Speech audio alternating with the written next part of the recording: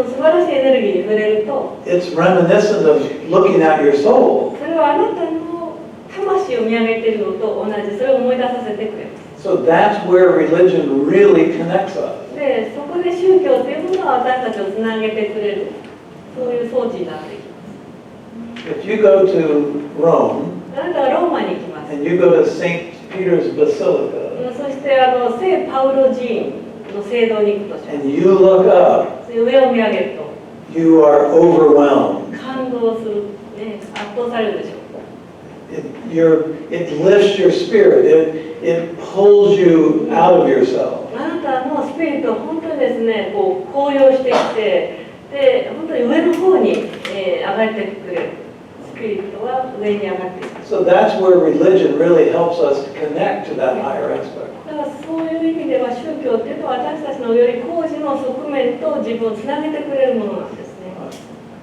Or when we hear chanting, or when we smell certain fragrances, certain incense. チャンティングを聞いたりとか、あるいはある種のお香の香りを嗅ぐとき、That lifts us out of ourselves. それらは私たちを自分自身から上に持ち上げてくれます。Next. 次のご質問。お願いします。Where's the other? Oh, okay, please, どうぞ。前の方の質問の時にもしかしたら答えているのかもしれないんですけど、ちょっと自分で考えててちょっと聞き逃したかもしれないんですけど、もしかそれだったらごめんなさい。フィーリングとエモーションの違いは何かなって考えてて、ちょっとよくわからなくて、で、フィーリング、その気持ちとディザイアの望みの方にどっちかと近い感じなんです。フィーリングは望みに近い。フィーリングとエモーションのはっきりとした違いがちょっとよくわからなくて。What is the difference between feelings and emotions? Feeling has no positive or negative to it. 気持ちっていうのはポジティブもネガティブもないですね。We experience emotional energy as either a positive or a negative. 感情のエネルギーっていうのはポジティブかネガティブかで私たちは体験します。But feeling is more of a sensation-driven intuitiveness. フィーリングっていうのは結局直感によって突き動かされる感覚に近い。So it has more to do with the body's instinctive intelligence and the spirit's survival strategy. It's where they combine. フィーリングっていうのはそのボディが持っている本能的な知性とスピリットが持っているその戦略とがこう絡んだような、そこから生まれてくる感覚。そっちがフィーリング？そっちがフィーリング。So we tend to think of feeling is more dyadic. フィーリングっていうのはよりこう肉体の方ダイヤド由来。And thought is more triadic. で思考っていうのはトライアド魂由来。That's how we tend to think of it. で私たちはそういうふうに考えます。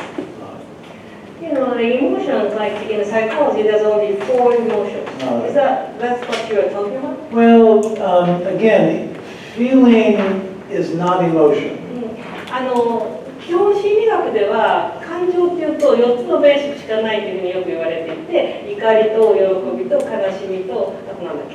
So we tend to think of emotion as a positive or a で、 negative. それってゲリが言ってる感情なのって言ったらば、いや確かにそうなんだけど、でもフィーリングと感情は全然違って、感情はエモーションはネガティブとポジティブっていうふうに私たちは捉える。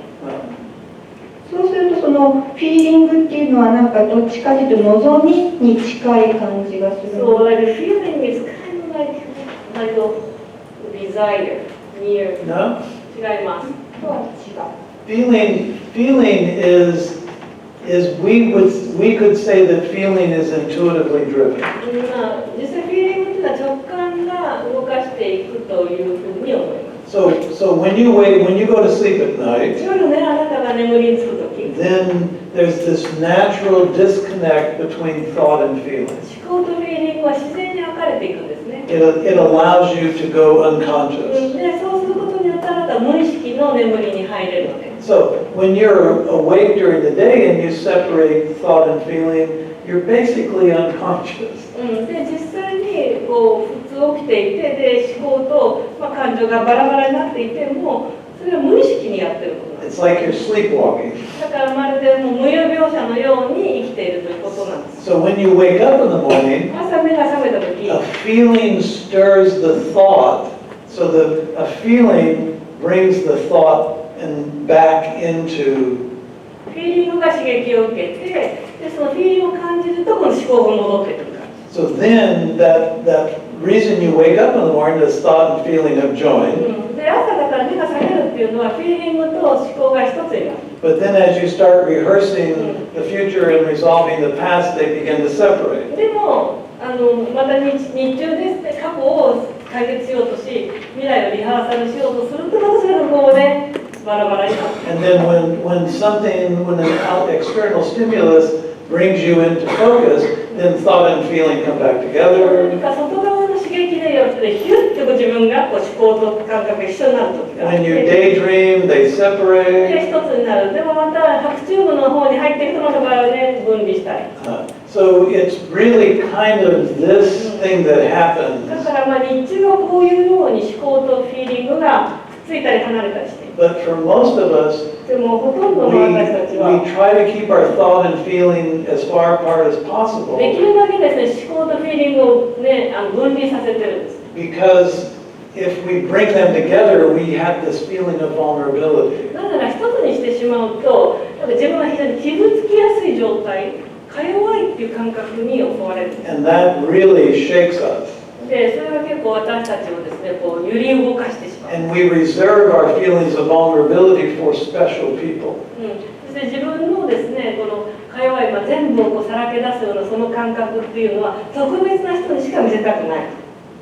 For lovers, for 恋 parents, 人とか、親であった not り so much friends, あんまり友達にもあまりバッとは出さないですね。 unless they're really, really good friends. 本当にすごい親友だったら別かもしれないですけど、 Because as soon as these two come together, you are fully in the moment and you are vulnerable. この2つが本当に一つになったらその瞬間にあなたはいて、そしてあなたはさらけ出されるっていうか、自分が傷つきやすい感覚っていうのが来るんです。 So feeling is really intuitive driven フィーリングは sensation. 直感が動かしていく感覚です。 We are so complicated, 私たち本当に複雑です。 and yet we're so simple. でもそうでありながらとてもシンプルです。そういう直感が動かしていく感覚、そういう状態に自分が意図するとそれは魂意識と、ダイアートを統合していくっていう、融合させていくと意図した方がなんか分かりやすい気がするんですけど、それではダメなんです。直感が動かしていく感覚になろうと意図する。ちょっと頭の中で私の中で理解しにくいので。Still, it's kind of hard to understand, grasp the concept that maybe just to set the intention to have the sensation that's driven by my intuition. Okay, so is that the intention? yeah, you can't control this dynamic. で、このダイナミクス、力道はコントロールはできないんです。Your feelings and the thoughts that associate with particular feelings, they are paired. フィーリングってなんだろうね、こんな感じってあるじゃないですか。なんとなく嫌だと、そのフィーリングだと思うんです。そのフィーリングはある特定の思考とくっついてるんです。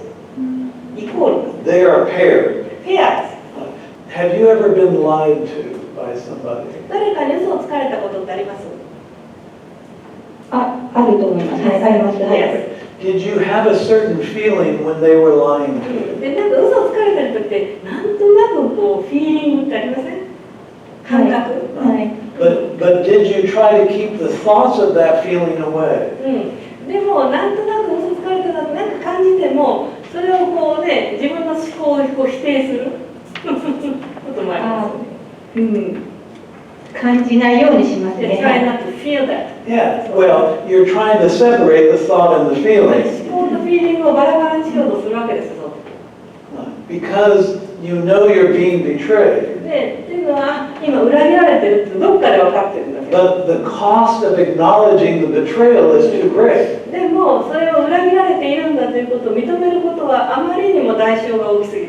So you keep those apart, that sensation, だから that knowing. その感覚、ノーイング、そのフィーリングというか感覚と裏切られているんだという思考をバラバラにする。 Because if you bring it together, you have to act on it. で、一つにしてしまったら、それに対して何らかの行動を起こさなければならなくなる。 You have to act on it. 必ず行動が伴うからです。 That's why most people keep their thought and their feelings だからほとんどの人は思考とフィーリングを分けてます。 で覚醒してる人はそういう時はどういうふうな態度になるんですか？ So, when you are enlightened, then what will happen to your feelings and thoughts? always together. いつでも一緒です。 Always together. いつでも思考とフィーリングが覚醒していたら一つです。 That's why I often say that self-betrayal is such a difficult thing for your energy, for your dynamic. だからよく言うんですね、自分で自分を裏切ることっていうのは自分のエネルギーに対してはとても大変深刻なことを及ぼすよ。 So, 自分を裏切っちゃいけない。 so betrayal has an enormous cost. だから裏切りっていうのはものすごい代償を要求するんです。 And it doesn't matter if somebody's betraying you or you're betraying それは yourself. 誰かに裏切られていることも自分で自分を裏切ることも同じです。 So it's about that, the depth of that feeling, その深い that intuitiveness, that knowing. なんか分かる感じっていうのが直感で。何か嘘をついてるなとか裏切ってるなってこう思った時にそれをそのままありのままに見るみたいな感覚になればいいってことですか？ So when I started to feel that, well, I'm being betrayed, Right. then I decided to look up into my true feelings. Well, if there's a cost to it, you will keep thought and feeling away. そうなんだけど、それに対して支払わなきゃいけない代償が大きかったら見ないようにするっていうことを今までやってきてるわけです。分かってきました。It's a very calculated thing. ね、そう計算された行為なんです。We are constantly